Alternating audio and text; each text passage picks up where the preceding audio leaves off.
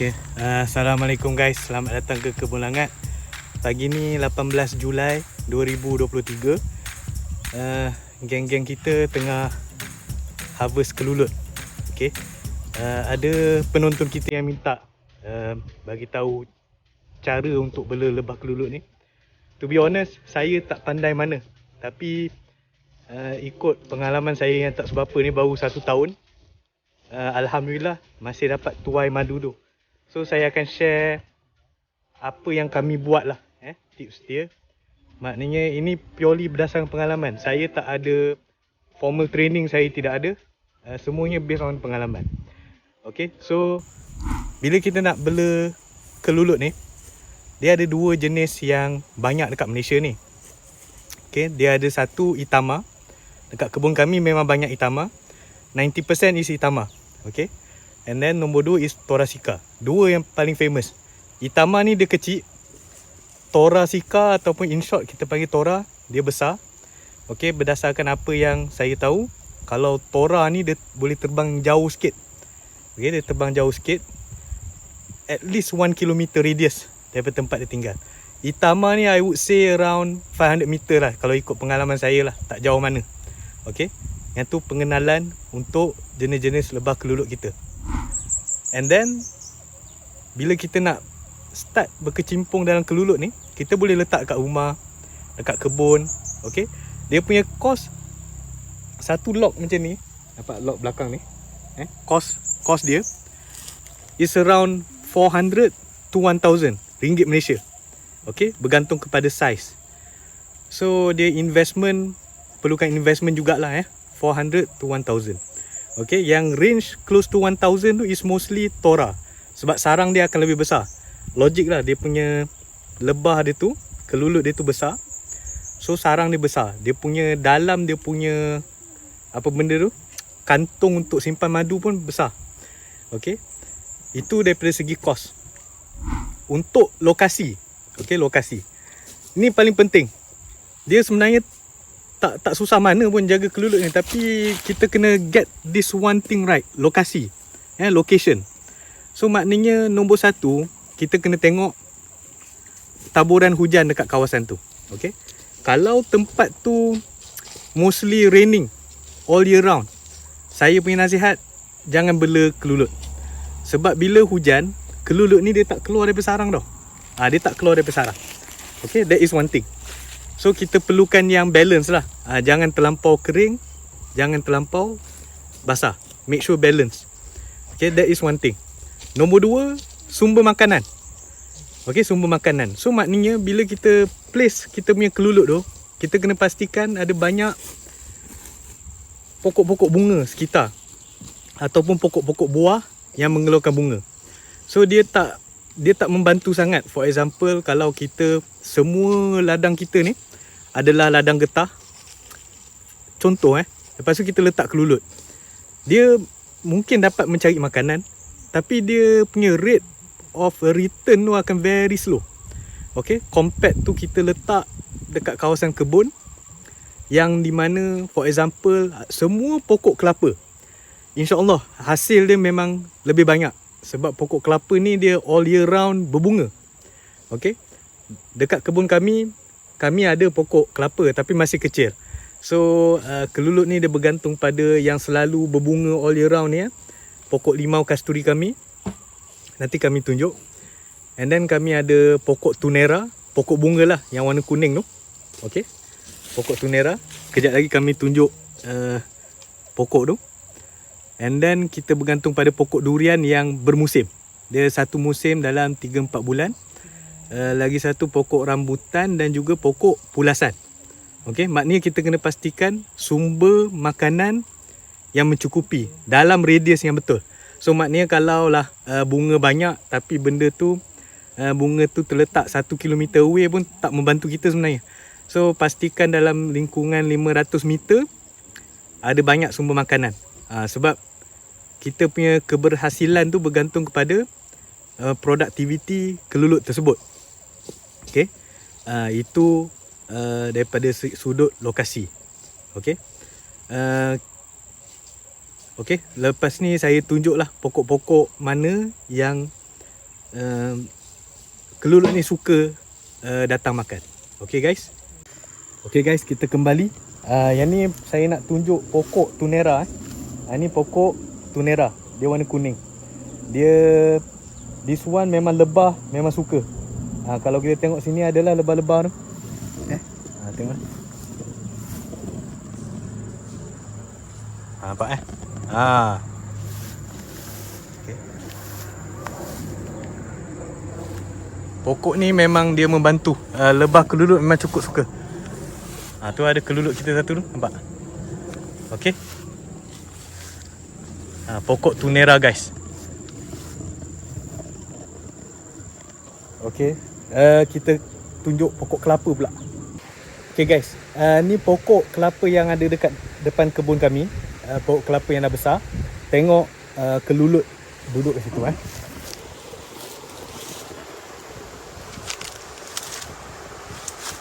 Banyak kelulut tu guys. Kalau tengok kat sana, nampak banyak kelulut. Pokok kelapa ni memang favourite kelulut pokok kelapa ni. Satu kebaikan dia, bunga dia keluar all year round tau. Okay, so maknanya keberhasilan kita untuk madu kelulut ni is very good bila ada pokok kelapa. Terlampau banyak kelulut suka dekat pokok kelapa. Okay, that's why logically bila kita tengok orang pasang perangkap kelulut nak memerangkap kelulut tu, dia mesti banyakkan mereka dia advise untuk pasang dekat pokok kelapa. This is why. Sebab dia tak adalah macam pokok durian berbunga dalam sebulan, 2 bulan, lepas tu start berbuah, lepas tu tunggu balik new season kan. Pokok kelapa ni all year round. Pokok kelapa all year round. Kita tengok pokok limau kasturi also. Yang tu pun all year round. So yang ni sumber makanan kelulut lah. Okay. Okay guys, ni lagi satu pokok bunga yang ada kat kebun kami. Tapi pokok bunga ni actually dia tumbuh melia guys. So kami perasan kelulut kami suka, so kami jagalah pokok ni. Ni pokok dia guys. Nama dia Spanish Needle. Okay, Spanish Needle. Okay, nampak? Tu nampak itama kita.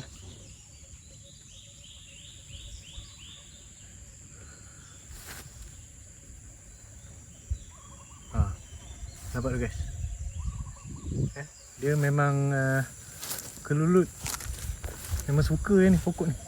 Dia tumbuh melia.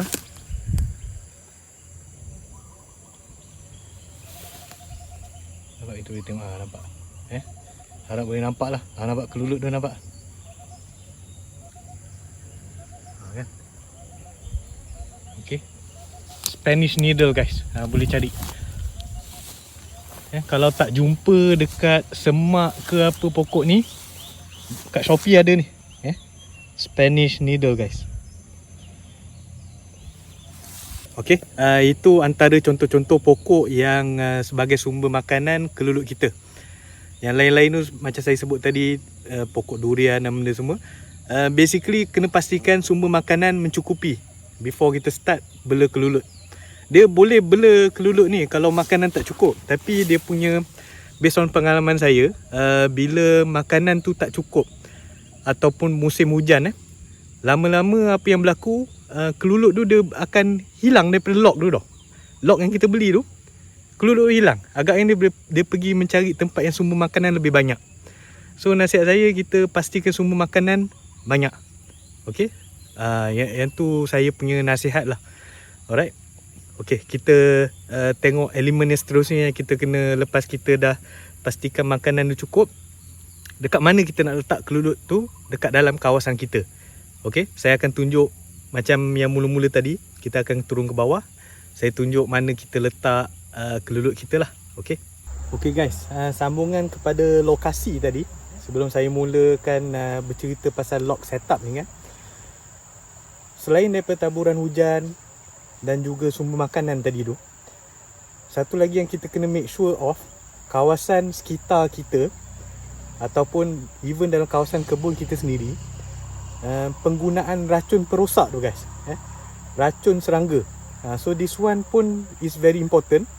Pastikan kawasan sekeliling kita tak ada orang kata apa, tak ada pertanian yang betul-betul guna racun very intensively, yang penggunaan racun secara banyak. That one akan mengganggu kita lah, sebab nanti kelulut dia mati kan. So yang tu pun kena berhati-hati guys. Okay, untuk lock setup kalau kita perhati kat sini, okay, ni salah satu contoh lock. Okay, this one. Okay, ni Itama. Itama guys. Okay. So secara general dia ada dia punya, ni tempat housing asal tempat tinggal dia. Ni kita buat dia punya topping topping tempat dia collect madu. Okay. So kalau kita tengok in general, kawasan yang kita letak tengok okay. Ini kawasan yang kita letak guys. So maknanya lock ni semua kita kena letak dekat kawasan yang redup. Okay, tu satu. Letak lock dekat kawasan yang redup. Okay. Okay, nombor 2, berdasarkan pengalaman nombor 2, kita facing tempat entrance masuk ni. Ni entrance masuk ni. Kalau yang tak tahu, yang corong ni ada pula yang gigit saya. Okay, yang corong tu diperbuat daripada propolis, propolis kelulut. Corong tempat masuk ni guys, corong tempat masuk ni. Okay, corong tempat masuk ni kan. Yang ni apa yang kami buat, kita facing kepada menghadap matahari. So dia punya logik dia di sini. This one saya tak pasti betul ke tidak, sebab lain orang lain cara. Ada yang facing melawan cahaya matahari lah, apa ada atas alasan-alasan tertentu lah.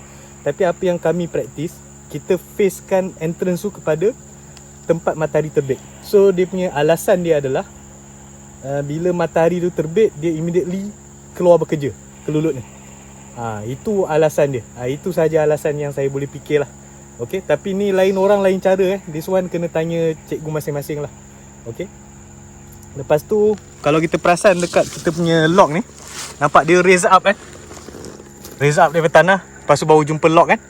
Okay, so now madu ni dia semut suka makan, sebab dia benda yang manis kan. Semut suka makan. So bila kita raise kan ni, and then kita letak, kalau perasan ni kita letak minyak hitam ni, minyak hitam kereta tu minyak terpakai, minyak hitam. So maknanya semut daripada bawah dia tak boleh nak naik atas. So selamatlah kita punya madu ni. Tapi kena hati-hati belah atas ni pula, sebab sometimes ada semut daripada atas yang jatuh kat sini, ranting-ranting jatuh, ada semut. So yang ni kena perhati sikit lah. Belah atas ni je kita kena hati-hati. Belah bawah, make sure it's raised up, dinaikkan daripada tanah, dan pastikan kita letak minyak tu lah. Okay. Sekejap Okay, yang tu setup kelulut punya lock. Okay. Okay, kita bersambung kepada setting lock kelulut tu kan. Okay, kita dah explain yang lock ni raise up, letak minyak hitam untuk elakkan semut naik Okay, lagi satu, yang kawasan-kawasan bawah ni kan, elakkan daripada racun guys. Jangan guna racun rumput, potong rumput macam biasa. Very important untuk elakkan kelulut kita mati. And then bila kita nak harvest kelulut ni, macam dalam video saya sebelum ni, bila kita harvest kelulut ni kita harvest pada hari yang panas. Terbaik bermula pukul 9 pagi. Lepas tu pastikan hari sebelum tak hujan. Kita tak nak apabila kita buka topping ni, moisture masuk. Okay, bila moisture masuk, dia mengganggu kita punya kualiti lebah madu kelulut tu lah. Okay. And then bila kita nak check kelulut pun sama juga. Bila kita nak check kelulut tu, macam seminggu sekali kita check topping tu, tengok keadaan topping macam mana, berisi ataupun tidak. That one pun sama macam harvest. Maknanya kita hanya check topping pada hari yang panas. Okay. Lepas tu sehari sebelum tu jangan hujan lah. Okay. Tu kita check topping kita lah. Okay. Okay, lagi satu, bila kita nak buat pemindahan kan, katakan kita dah placekan kelulut tu, and then kita rasa tempat tu tak cukup teduh, kita nak melakukan pemindahan pemindahan lock kelulut ni daripada tempat ni kita pindah kepada tempat yang kita nak, for example. Okay, bila kita nak pindahkan kelulut ni, kita kena pindahkan dia pada waktu malam. Sebab dia bila kita pindahkan waktu siang, kelulut ni dia keluar bekerja ni. Okay, lepas tu petang dia balik, lock tu dah hilang. So dia dah tak tahu rumah dia kat mana, dia pergi buat rumah kat tempat lain. Okay, yang tu satu. So maknanya cara yang kita nak buat, kita kena pindahkan dia pada waktu malam. Okay, waktu malam. Kejap kita ambil contoh. Okay, bila kita nak pindahkan dia pada waktu malam, tempat masuk dia ni, corong ni, okay, corong tempat masuk tu kita sumbatkan. Kita sumbatkan dengan kain ke kertas wak khabar ke, kita sumbatkan pada waktu malam. Maknanya kelulut semua ada dekat dalam, and then kita pindahkan dia. So janganlah pindahkan terlalu lama, ambil masa dalam 2 atau 3 jam sahaja. Takut dia tak boleh nak bernafas pula kat dalam. Okay, so maknanya waktu untuk memindahkan kelulut daripada tempat yang kita dah letak kepada tempat yang baru adalah bermula pada waktu malam lah. Ambil lepas maghrib, 30 minit after maghrib. Lepas tu kita pindahkan sampailah waktu subuh. Jangan lepas subuh tu jangan pindahkan dah lah. It's very high risk. Okay, so maknanya untuk kita placekan lock kelulut yang baru pun terbaik kita buat pada waktu malam. That is the best. Nak buat waktu siang boleh, tapi saya bimbang dia jadi disoriented lah. Pengalaman saya lah. So maknanya apa yang kami buat, lock placement dengan pemindahan lock kami memang buat pada waktu malam. Okay guys, saya rasa itu sahaja saya punya sharing untuk cara bela kelulut. It's not that difficult. To be honest, it's not that difficult. I think tak perlukan pengalaman sangat pun. We can just trial and error. Tapi the most important part is get the location dengan placement right. Location, sumber makanan, placement.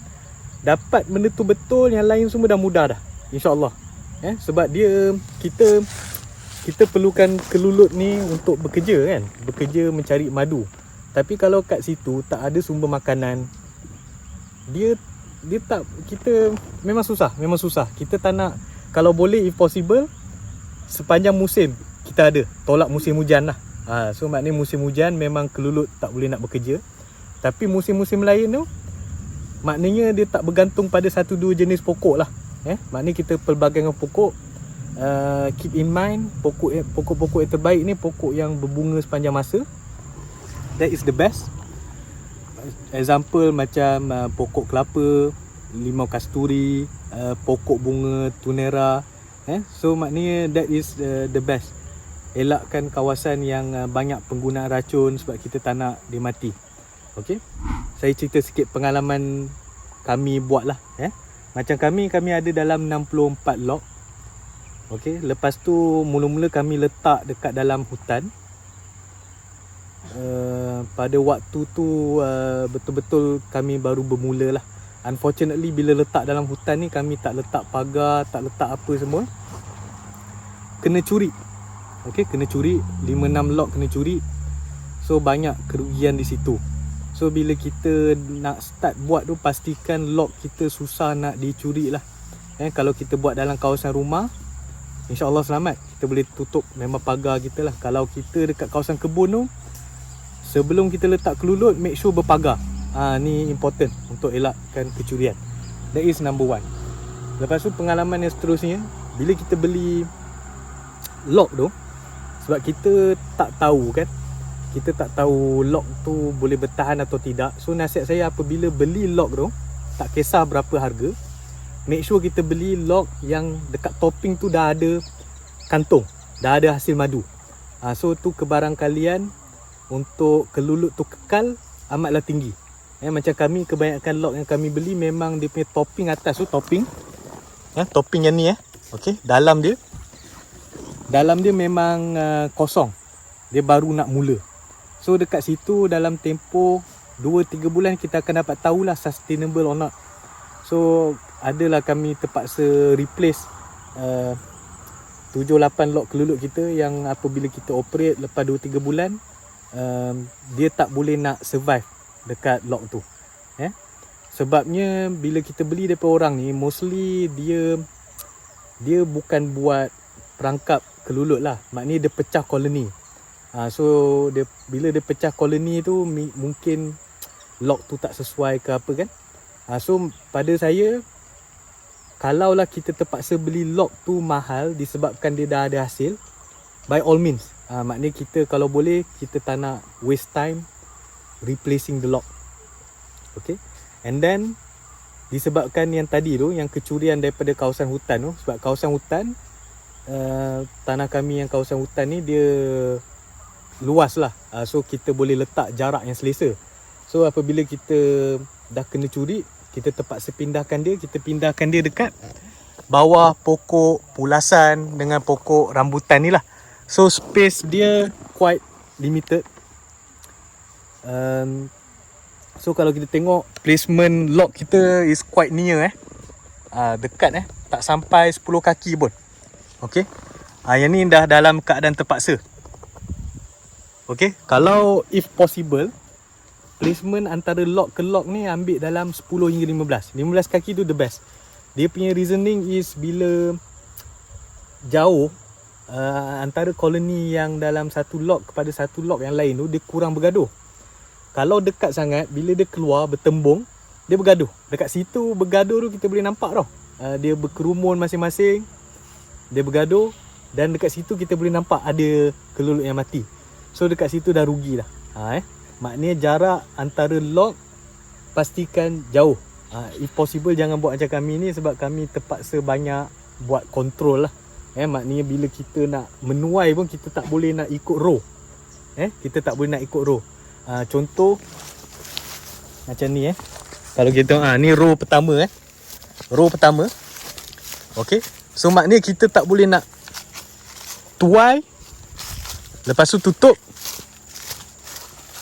Tuai yang ni tutup. Tuai yang ni tutup. Macam kami dah tak boleh nak buat macam tu sebab jarak terlampau dekat. So apa yang kami terpaksa buat, kalaulah kami tuai yang ni dulu, okay, and then kami terpaksa pergi yang jauh sana untuk tuai. Sebab kalau kita buka dia, kita buka tuai, kelulut tu dia masih ada banyak kat sini Lepas tu kita buka pula yang ni. Okey, kelulut tu ada banyak terbang kat sini. So dia bertembung, dia bergaduh.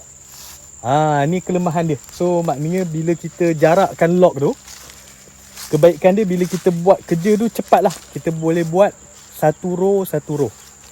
Okey. Saya rasa setakat itu saja perkongsian saya. Saya ingatkan lagi sekali, saya bukanlah profesional mana untuk menasihatkan korang menjaga kelulut ni macam mana. Tapi saya bagi tahu apa pengalaman saya. Setakat ni apa yang kami buat memang membuahkan hasil. Dan kalau ada komen-komen yang membangun, teknik-teknik yang saya tak tahu, boleh tinggalkan dalam komen so that saya pun boleh belajar. Okey? Okey, setakat itu saja guys. Semoga membantu ya. Assalamualaikum.